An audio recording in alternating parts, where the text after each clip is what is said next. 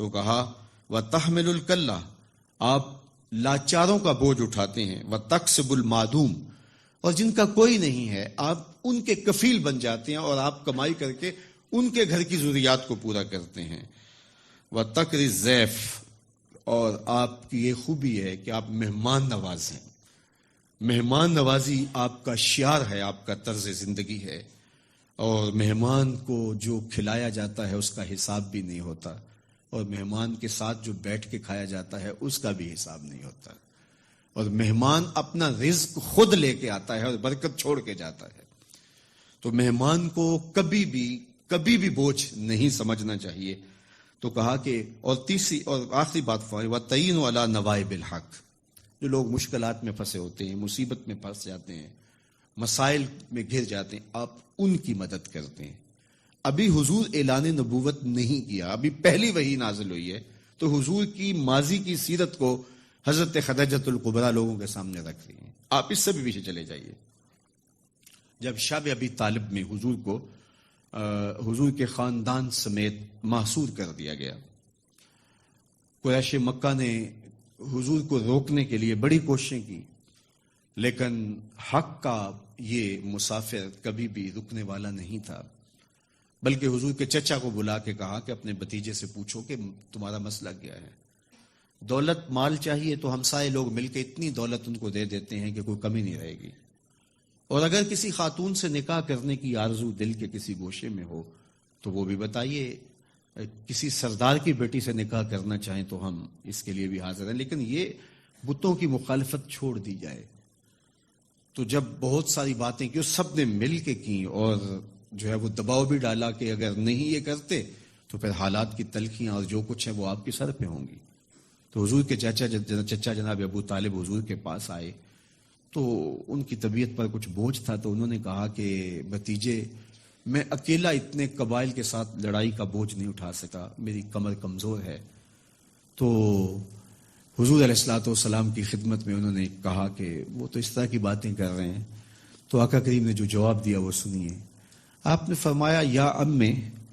لو وضع الشمس فی یمینی والقمر علی یساری، اگر وہ سورج میرے دائیں ہاتھ میں رکھ دیں اور چاند کو لا کے میرے بائیں ہاتھ میں رکھ دیں اور دنیا بھر کے خزانے میرے قدموں میں ڈھیر کر دیں، میں کبھی بھی حق کو باطل اور باطل کو حق نہیں کہہ سکتا۔ یہ وہ چیز ہے جہاں پر ہمیں کھڑا ہونا چاہیے۔ یہ رشوت کیا ہوتی ہے؟ ہم اداروں میں افسر بن کے بیٹھتے ہیں اور ہم کسی ذمہ دار منصب پہ بیٹھتے ہیں تو ہمیں چند ٹگوں سے کوئی خرید لیتا ہے، ہمارا ضمیر پھر کہاں ہوتا ہے؟ کائنات کی نعمتیں اس کو پیشکش کی جا رہی ہیں جو پیدا ہوا تو باپ کا سایہ سر پہ نہیں ہے، 6 سال کی عمر ہے تو ماں انتقال کر گئی ہے، یہ حالت ہے۔ لیکن کہا جا رہا ہے کہ جناب آپ کو جو چاہیے ہم فراہم کرتے ہیں، لیکن کہا لو وضع الشمس فی یمینی، اگر وہ سورج کو میرے دائیں ہاتھ میں رکھ دیں اور چاند کو میرے بائیں ہاتھ میں رکھ دیں اور میرے پاؤں میں کائنات کے خزانے لا کے دولت قارون بھی رکھ دیں، لیکن میں پھر بھی حق کو حق کہوں گا، باطل کو باطل کہوں گا، تو میں چند ٹگوں پہ اپنے ضمیر کا سودا کیسے کر سکتا ہوں اگر میں رسول اللہ کو مانتا ہوں، اگر میں حضور علیہ الصلوۃ والسلام کا فالوور ہوں، اگر میں ان کا امتی ہوں، ان کا غلام ہوں، ان کا عاشق ہوں، تو پھر میں کیوں اپنے ملک کو بیچوں، میں کیوں عدل کو بیچوں، میں کیوں انصاف کو بیچوں، میں کیوں اپنے منصب کو بیچوں، میں کیوں لوگوں کے حق غصب کروں، لوگوں پر زیادتیاں کروں، میں دیوار رکھتے ہوئے ہمسائے کے 2 انچ دبانے کے لیے اپنے ضمیر کا سودا کر لوں، میز کے اوپر سے رشوت پکڑوں یا نیچے سے پکڑوں، فرق نہیں پڑتا اس سے، میں اپنے ضمیر کا سودا کیا ہے اور برسرے بازار کیا ہے اور بہت سستا بیچا میں نے اپنے آپ کو۔ وہ کیا کسی نے کہا تھا کہ ہر 2 عالم قیمت خود گفتائی، نرخ بالا کن کہ ارزانی ہنوز، 2 جہاں کو تو نے اپنی قیمت بتایا ہے، اپنا نرخ بتایا ہے کہ 2 جہاں میری قیمت لگتی ہے، کہا قیمت بڑا ابھی سستا بک رہا ہے، یہ ساری کائنات تیری قیمت لگا دی جائے لیکن تیری قیمت پھر بھی نہیں ہے اور تو سستا بک رہا ہے، نرخ بالا کن کے ارزانی ہنوز، تیری قیمت جو ہے وہ یہ 2 جہاں نہیں ہے، تیری قیمت صرف تیرے رب کی رضا ہے۔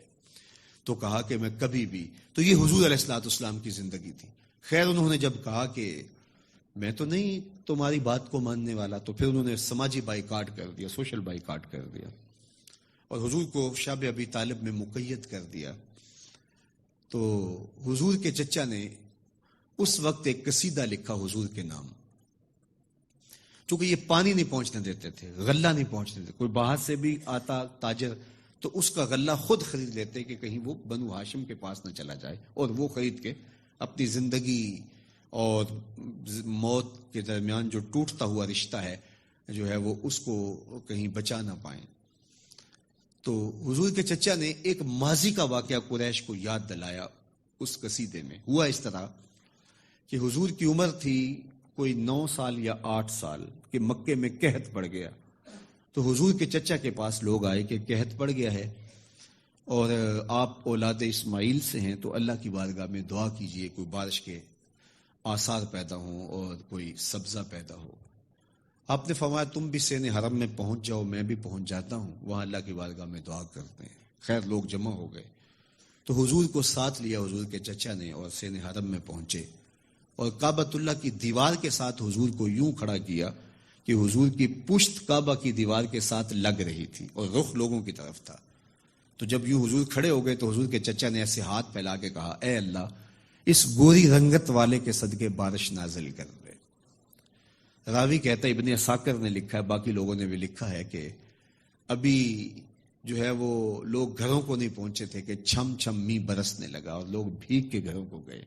اور اتنا سبزہ ہوا، اتنا سبزہ ہوا کہ لوگ خوشحال ہو گئے۔ تو آج جب حضور علیہ السلام اور حضور کے خاندان کو شاب ابی طالب میں مقید کر دیا گیا تو کچھ پہنچنے بھی نہ دیا جاتا، تو حضور کے چچا نے یہ پرانا واقعہ قریش کو یاد دلاتے ہوئے کہا وَأَبْيَضُ يُسْتَسْقَى الْغَمَامُ بِوَجْهِهِ سِمَالُ الْيَتَامَى عِصْمَةٌ لِلْأَرَامِلِ۔ آج تم پانی نہیں پہنچنے دیتے، غلہ نہیں آنے دیتے، وہ واقعہ بھول گئے ہو جب قحط پڑا تھا اور نہ بارش برستی تھی، نہ سبزہ اگ رہا تھا، جانوروں کی چھاتیاں بھی سوکھ گئی تھی، دودھ بھی نہیں مل رہا تھا۔ یہی میرا وہ گوری رنگت والا بھتیجا تھا جس کے چہرے کو دیکھ کے امٹ کے بادل آئے تھے۔ وہاں 2 لفظ گئے، سمال الیتامى عصمۃ للارامل، یہ میرا وہی بھتیجا ہے جو یتیموں کا سہارا ہے اور بیواؤں کا آسرا ہے۔ اب حضور جب خود یتیم تھے، یتیمی کی عمر بلوغت سے قبل ہوتی ہے، تو یتیم ہو کر بھی یتیم پرور تھے، یتیم ہو کر بھی یتیم پرور تھے، اور حضور بیواؤں کے گھروں میں جا کے ان کا پانی بھر آتے اور یتیموں کی مدد کرتے اس دور میں جب خود درد یتیمی سہ رہے تھے۔ اور پھر میرے حضور نے یتیم کی کفالت کا لوگوں کو درس دیا۔ اور میں آپ سے ایک سوال کرتا ہوں، اس کائنات میں سب سے اچھا اور خوبصورت گھر کون سا ہے؟ تو کوئی یہ کہے گا کہ جو شہر کے وسط میں ہے وہ گھر اچھا ہے، کوئی یہ بولے گا جو تعلیمی اداروں کے قریب ہے، بچوں کو آنے جانے کی سہولت رہتی ہے وہ گھر اچھا ہے، کسی نے کہا نہیں جو بر لبے سڑک ہے، کسی نے کہا کہ جو علاج گاہوں کے زیادہ قریب ہے، کوئی بولا جو عالی نسب سوسائٹی میں واقع ہے جہاں سیکورٹی کے حصار ہیں، آسانی رہتی ہے، کسی نے کہا جو ساحل سمندر پر ہے، کسی نے کہا جو لبے دریا پر ہے، کسی نے کچھ کہا، کسی نے جو بہت کشادہ ہے وہ گھر خوبصورت ہے۔ میرے حضور نے کہا اس کائنات میں سب سے اچھا اور خوبصورت گھر وہ ہے جس میں یتیم رہتا ہو اور اس کی عزت بھی ہوتی ہو، اس کی تکریم بھی کی جاتی ہے، صرف رہتا ہی نہ ہو، اس کو اپنے بچوں کی طرح رکھا جاتا ہو اور اس کے وہی حقوق اور وہی جذبات کا اسی طرح خیال رکھا جاتا ہو جس طرح اپنے بچوں کا خیال رکھا جاتا ہے، چونکہ خود درد یتیمی سہا ہے۔ علامہ اقبال علیہ رحمہ نے ایک نظم لکھی تھی کہ زمانے میں نالہ یتیم، انجمن حمایت اسلام کے سالانہ اجلاس میں آپ نے وہ نظم پڑھی تھی، تو اس میں یتیم کے دکھڑے بیان کرتے ہیں کہ یتیم کے کیا کیا مسائل ہیں۔ تو اس نالہ یتیم میں وہ مثال کے طور پہ کہتے ہیں جب عید کا چاند نظر آتا ہے تو وہ ایک زمانہ تھا لوگ چھتوں پہ چڑھ کے چاند دیکھا کرتے تھے، تو عمومی بچے زیادہ چڑھتے تھے اور جب چاند نظر آتا تو وہ پھر دوڑتے نیچے آتے اور مبارکیں دیتے اپنے ماں باپ کو کہ چاند طلوع ہو گیا۔ تو اقبال اس کو جو ہے وہ منظوم جو ہے وہ لکھتا ہے کہ جب چاند طلوع ہوتا ہے اور بچے چھتوں پہ شور مچاتے ہیں اور واپس جب آتے ہیں تو اتنی خوشی میں سرشار ہوتے ہیں کہ وہ 2-2 3-3 سیڑھیاں پھلانگ کر کے دوڑ کے نیچے آتے ہیں کہ عید ہو گئی، چاند چڑھ گیا، اور اتنا شور مچا ہوتا ہے کہ ان کے ماں باپ سیڑھیوں کے قریب آ چکے ہوتے ہیں، اور جب وہ آخری سیڑھیاں پھلانگ رہے ہوتے ہیں تو ان کے ماں باپ کی باہیں ان کے باپ کی آغوش پھیلی ہوئی ہوتی ہے، اور یتیم اور جو ہے وہ بچہ جا کے اپنے باپ کے سینے سے لگتا ہے۔ تو اقبال کہتے ہیں کہ جب یتیم بچہ چھت سے نیچے اترتا ہے چاند دیکھ کے، تو وہ اس طرح بھاگتا ہوا نیچے نہیں اترتا، اور نہ اس کے لیے کوئی پھیلی ہوئی باہیں ہوتی ہیں، بلکہ وہ چپکے سے دیوار کے ساتھ لگ لگ کے اتر کے جو ہے وہ تاریک کمرے میں جا کے بستر میں آنسو جذب کرتا ہے۔ اور اقبال پھر یتیم کو وہاں سے اٹھاتے ہیں اور کہتے ہیں یتیم تیرے دکھوں کا مداوا کہیں نہیں، آ تجھے میں حضور کی چوکھٹ، تو بھی یتیم۔ اور یہ چیز یتیم کے لیے تسکین کا سامان ہے۔ پھر امت سے میرے حضور مخاطب ہو کے کہتے ہیں، اقبال کا یہ تصور ہے کہ گر تم سمجھو تو 100 باتوں کی یہ ایک بات ہے، آبرو میری یتیمی کی تمہارے ہاتھ ہے، کہ اب تم نے یتیموں کی کفالت کرنی ہے۔ اور فرمایا آنا و کافل الیتیم کہاتین یوم القیامہ، میں اور یتیم کی کفالت کرنے والا قیامت کے دن اس طرح قریب ہوں گے جس طرح میری 2 انگلیاں قریب ہیں۔ تو یتیموں کو عزت دی۔ اور میں آپ کو بتاؤں کہ ایسا رنگ اور ایسی لطافت اور ایسا درد دل اور ان کی نزاکت قلبیہ کا ایسا لحاظ کسی نے نہیں کیا ہوگا جو میرے حضور نے کیا ہے۔ مجمع صاحب تھا، ہجوم عاشقاں تھا، تو ایک شخص نے عرض کی حضور میرے لیے دعا کر دیجئے، میرا بچہ گم ہے، کئی دنوں سے مل نہیں رہا۔ قبل اس سے کہ دعا کے لیے ہاتھ اٹھتے اور اجابت کے سارے در کھل جاتے، مجلس میں موجود ایک شخص نے کھڑے ہو کے کہا حضور میں ابھی ابھی آیا ہوں فلاں باغ کے قریب سے گزر کے، اور میں نے بچوں کے ساتھ اس کے بیٹے کو کھیلتے ہوئے دیکھا ہے۔ جب باپ نے سنا کہ میرا بیٹا فلاں باغ میں ہے تو وہ دوڑ گیا، فرمایا اسے بلاؤ۔ بلایا گیا، بہت جلدی ہے۔ جی حضور آپ جانتے ہیں کہ باپ کے جذبات کیا ہوتے ہیں، 2-3 دن سے بچھڑا ہوں، آنکھیں ترس گئی ہیں، ممتا کی ماری ہوئی ماں الگ بے چین بے قرار ہے، میں چاہتا ہوں جلدی ملوں، آنکھیں ٹھنڈی کروں اور ماں کی گود تک اس کے بچے کو پہنچاؤں، اس نے نہ کچھ کھایا ہے نہ کچھ پیا ہے، اس کو قرار پہنچے۔ فرمایا ضرور جاؤ، میں تمہیں روکتا نہیں، روکنے کے لیے بلایا بھی نہیں، تمہارے جذبات سے بھی آگاہ ہوں، لیکن تمہیں بلایا ہے تو اس کا بھی ایک مقصد ہے۔ جی حضور ارشاد فرمائیے۔ فرمایا جب باغ کنارے جاؤ اور بچوں کے ساتھ اپنے بیٹے کو کھیلتا ہوا پاؤ تو اس کو بیٹا بیٹا کہہ کے آوازیں نہ دینے لگ جانا، اس کا نام لے کے پکارنا۔ عرض کی حضور وہ میرا بیٹا ہے، اگر بیٹا کہہ کے پکاروں تو حرج بھی کیا ہے؟ فرمایا تم نے نام بھی تو کوئی رکھا ہے، اس نام سے پکارنا۔ جی حضور آپ کا حکم، لیکن بیٹا کہہ کے کیوں نہ پکاروں؟ فرمایا تم نہیں جانتے، کئی دنوں سے بچھڑے ہوئے ہو، تمہارے لہجے میں بلا کا رس ہوگا، بڑی مٹھاس ہوگی، لہجے میں بہت شہد ٹپک رہا ہوگا، اور تم نہیں جانتے، ہو سکتا ہے ان کھیلنے والوں میں کوئی یتیم بھی کھیل رہا ہو، اور جب تم اپنے بیٹے کو بیٹا کہہ کے پکارو گے تو اس کا کلیجہ چر جائے گا۔ آج میرا باپ ہوتا تو مجھے بھی بیٹا کہہ کے پکارتا۔ تو کہا یہ شوق گھر جا کے پورا کر لینا، بچوں کے سامنے اپنے بیٹے کو بیٹا کہہ کے نہیں پکارنا۔ اس بات سے منع کیا گیا کہ بیوہ کے سامنے اپنی بیوی سے ملاطفت نہیں کرنی، اظہار محبت نہیں کرنا۔ اس بات سے منع کیا گیا کہ غریب کے سامنے اپنی دولت کی نمائش نہیں کرنی،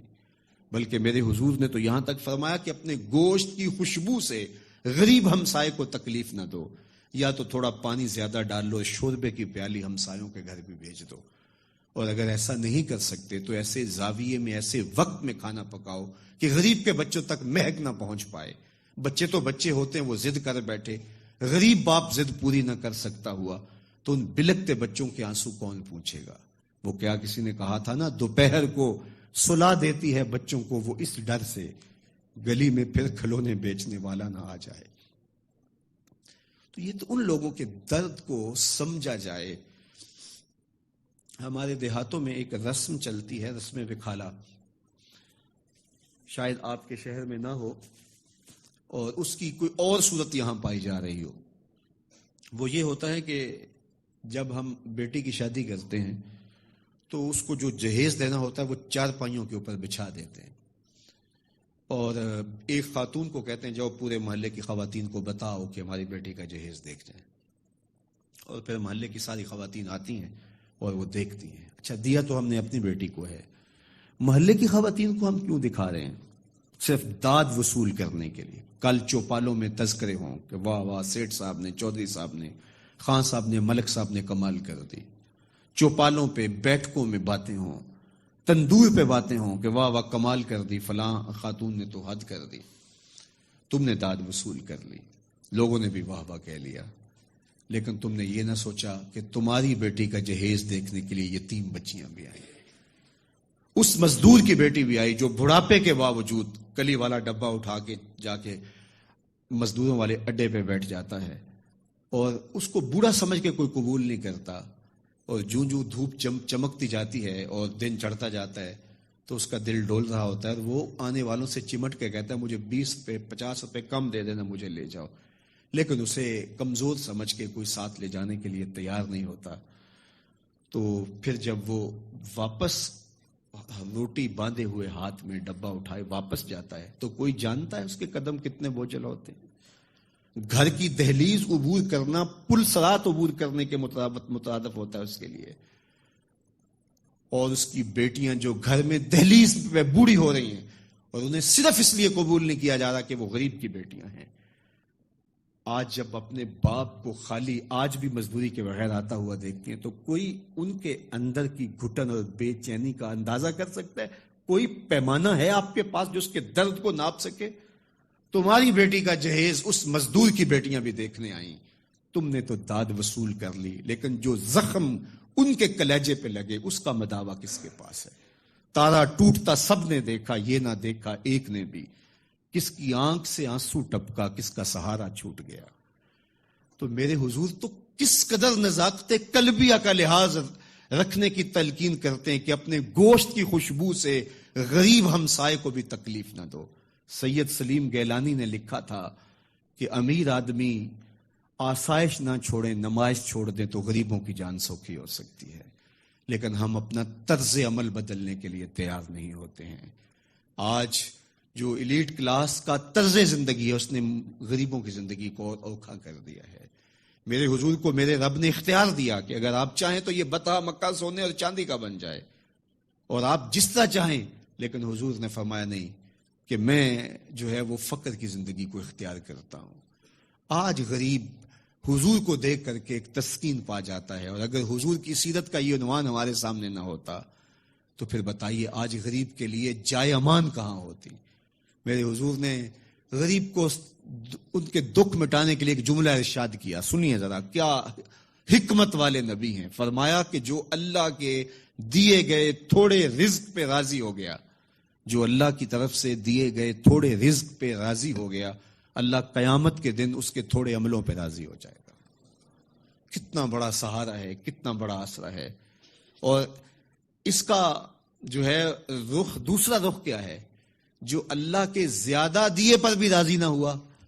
تو پھر وہ سوچے کہ وہ کہاں کھڑا ہے۔ یعنی میں اور آپ ہم دیکھیں کہ ایک طرف جو اللہ کے دیے گئے تھوڑے رزق پہ راضی ہو گیا، اللہ قیامت کے دن اس کے تھوڑے عملوں پہ راضی ہو جائے گا کہ میرے بندے تجھے ضرورت تھی تو پھر بھی میرے پہ راضی ہو گیا، تجھے بچوں کے لیے فیس چاہیے تھی، تجھے سر چھپانے کے لیے مکان چاہیے تھا، تجھے 3 وقت کا کھانا چاہیے تھا، تجھے بیمار بچوں کے لیے دوا چاہیے تھی، لیکن تو پھر بھی راضی ہو گیا کہ میرے مالک نے مجھے جس حالت میں رکھا ہے میں واہ واہ خوش ہوں۔ تو جو اللہ کے دیے تھوڑے رزق پہ راضی ہو گیا، اس کو تو ضرورت تھی پھر بھی راضی ہو گیا، بندے مجھے تو تیرے عملوں کی ضرورت بھی نہیں ہے تو میں تیرے تھوڑے عملوں پہ راضی ہو جاؤں گا۔ اور دوسرا پہلو کیا؟ جو اللہ کے دیے زیادہ رزق پہ بھی راضی نہیں ہوا، ہر وقت ناشکری ناشکری ناشکری، تو پھر وہ دیکھے کہ قیامت کے دن اس کو کتنے سخت حساب سے گزرنا ہوگا۔ تو آئیے حضور کی سیرت کے سائے میں اپنی زندگی گزارنے کا عزم کیجیے۔ حضرت انسان کو اللہ تعالیٰ جل شانہ نے جسم اور روح دونوں کے مجموعے سے پیدا کیا ہے۔ صرف جسم کا نام زندگی نہیں ہے اور صرف روح کا نام زندگی نہیں ہے۔ یسألونک عن الروح قل الروح من امر ربی، روح اللہ کے امر کا نام ہے، وہ ایک باطنی لطیفہ ہے۔ اور جسم یہ آگ، ہوا، مٹی اور پانی، یہ ان 4 چیزوں کا مجموعہ ہے۔ جب روح چھوڑتی ہے اسے تو یہ بے حس بے جان ہوتا ہے، اس کی کوئی حیثیت باقی نہیں بچتی۔ جسم اور روح ان دونوں کے باہمی ملاپ سے، باہمی ارتباط سے، باہمی امتزاج سے یہ انسان، یہ پیکر اور یہ بولتا وجود، یہ دیکھتی آنکھیں، یہ سنتے کان اور یہ چلتی حرکت کرتی ٹانگیں اور یہ دھڑکتا ہوا دل اور یہ نظام تنفس اور نظام انہضام، یہ سب کچھ جو ہے وہ ان دو چیزوں کے مجموعے کے دم سے ہے. تو جس طرح ہماری جسم کے کچھ تقاضے ہیں، ہمارے جسم